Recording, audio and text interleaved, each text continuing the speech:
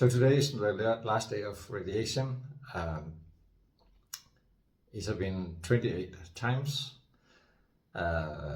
during the last 1.5 months,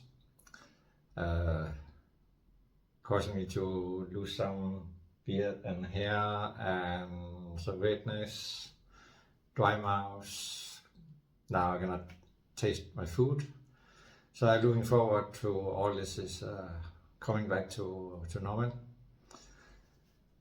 So, and further about my treatment, I get immune therapy, and I got 3 doses already, and I'm out of 18, which will take 1 year to finish.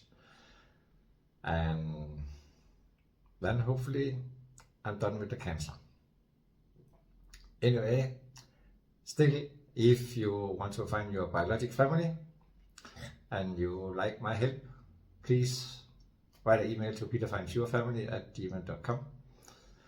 Tell me your story and I would love to help find your family. So that was my update today. See you. Have a good day.